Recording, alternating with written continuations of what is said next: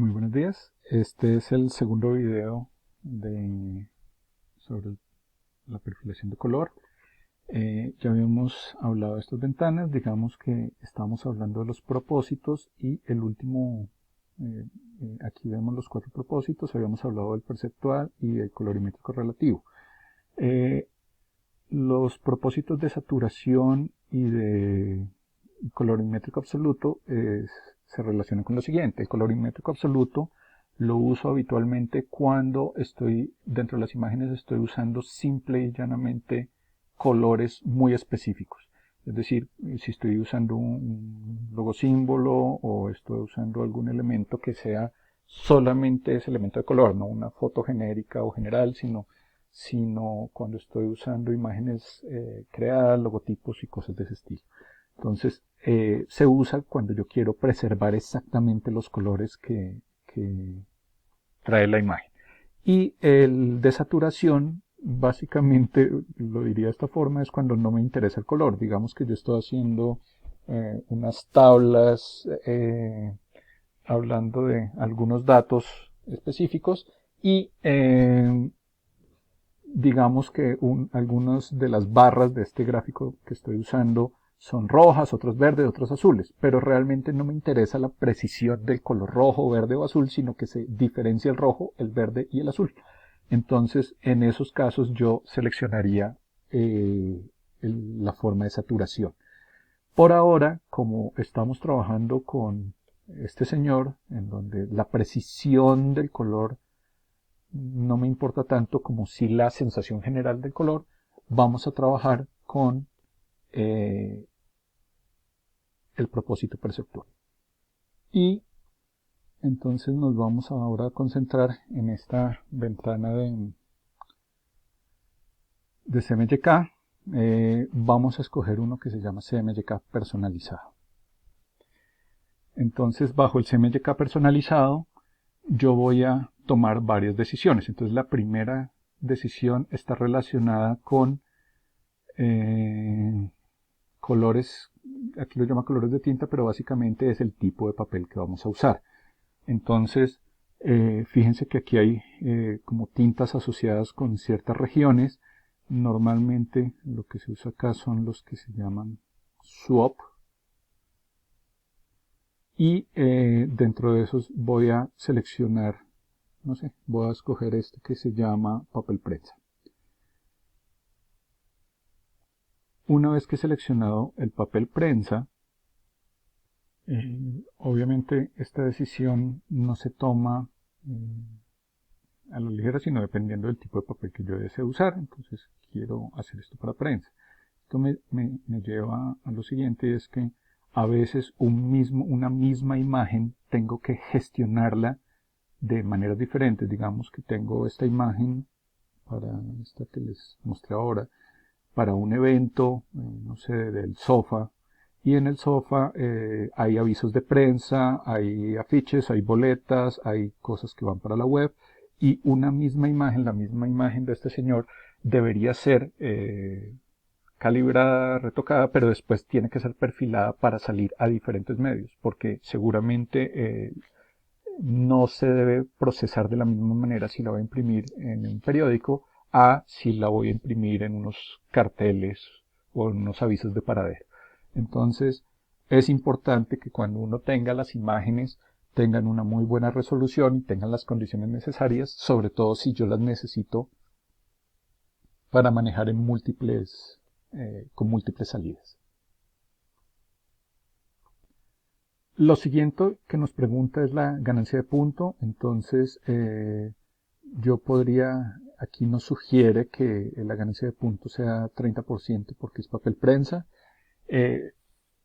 Según un cuadro que habíamos visto en otro video y que ahora más tarde lo dejo en este mismo video, nos sugiere que este puede ser una buena ganancia de punto para este tipo de papel. Sin embargo, insisto, es muy importante hacer pruebas de impresión, hacer pruebas de color para ver si el papel con el que decidimos trabajar cuál es la mejor ganancia o la mejor salida que tiene. Es decir, eso depende de las pruebas. No se puede hacer al tanteo y no existen parámetros absolutos, porque, insisto, depende del tipo de papel y el tipo de máquina donde está imprimiendo.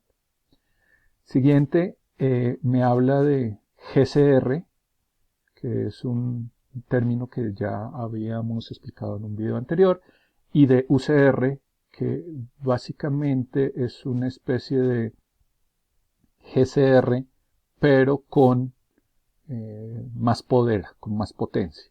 Entonces, digamos que habitualmente en el papel prensa se usa el UCR, ¿sí? Digamos que eso es casi un requisito porque intercambia mucho más gris que tintas, por lo que hemos dicho que es un papel muy poroso, pero vamos a trabajarlo con GCR simplemente para entender cómo procesa.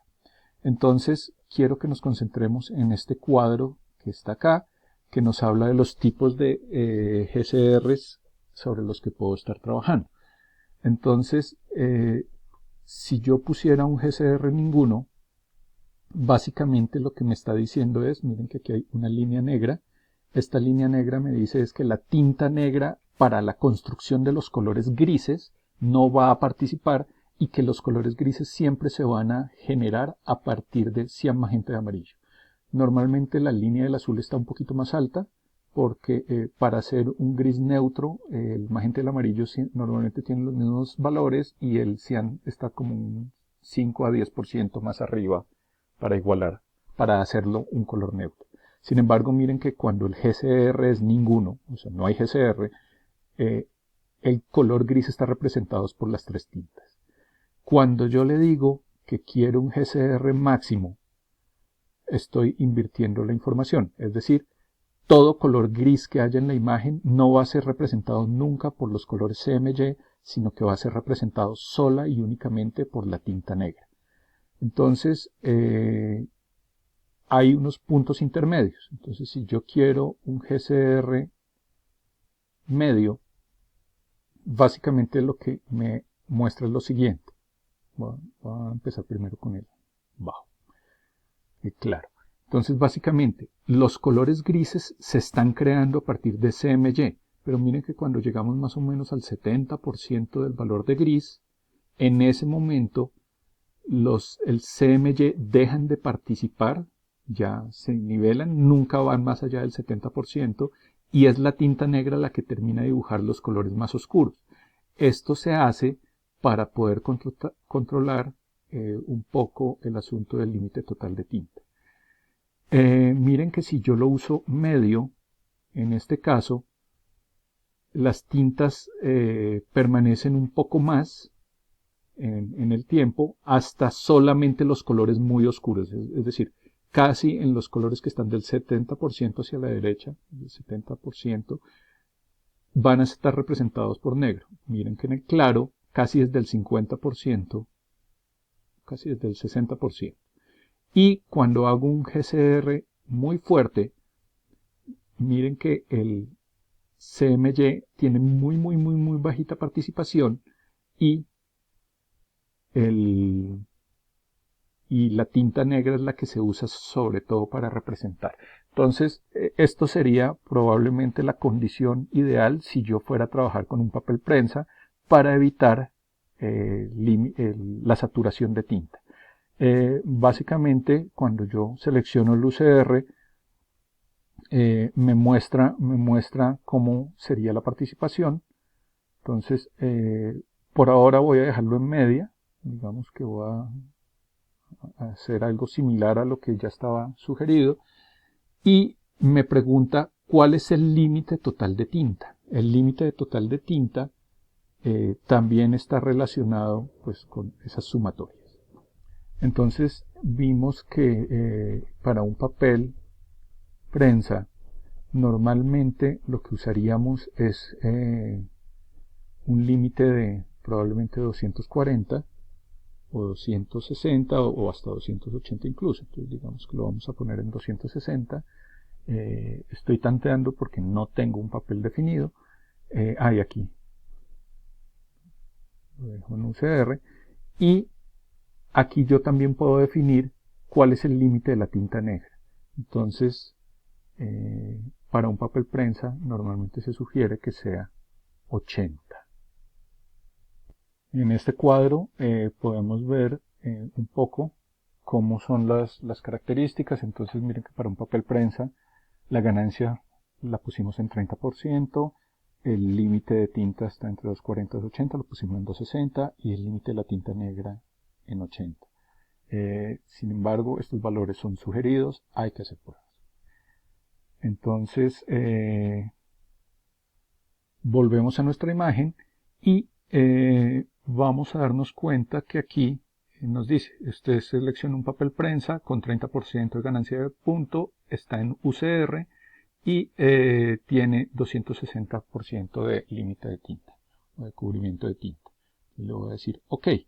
Y ese es el valor que me determina acá.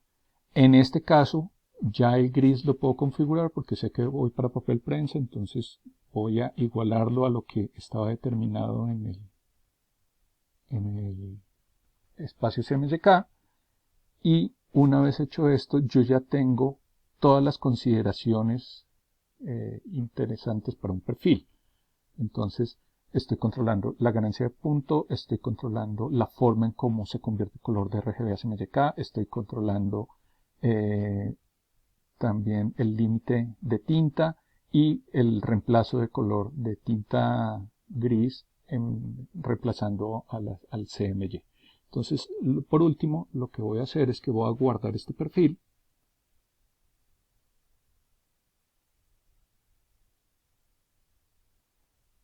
Y yo debería guardar, hacer una carpeta nueva donde se guarde el perfil. Entonces, ojalá en la carpeta donde se transporta toda la información, con las imágenes, con toda la organización de carpetas muy bien hecha. Aquí voy a hacer una nueva carpeta que se llame perfiles, de manera que cuando me lleve toda la carpeta de trabajo, también voy a llevarme los perfiles. Y voy a nombrarle de la siguiente manera.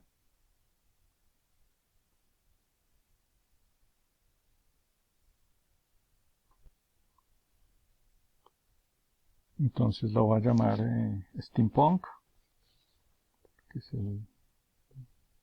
sobre mi imagen. Le voy a poner Esprensa, raya al piso, es 30% de ganancia de punto con 260% de límite de tinta y le voy a decir que está en UCR. Y ese es el perfil que voy a guardar. De pronto también puedo guardar el propósito, que era perceptual, entonces le digo guardar. Ya con este perfil creado, puedo incluso crear otro tipo de perfiles para irlos agregando dentro de una nueva, pues ir creando diferentes perfiles para hacer variaciones sobre la misma imagen. Entonces, una vez hecho esto, le doy OK. Y por último, la última cosa que se va a hacer, que es muy sencilla, es que siempre tuve que haber revisado que mi imagen estuviera en RGB. Entonces voy a acoplar la imagen. Digamos que aquí tenía una cantidad de capas. Entonces les recuerdo siempre guardar copias de todas las imágenes, no trabajar sobre la imagen, sino guardar copias. Yo ya las había hecho, entonces voy a acoplar imagen.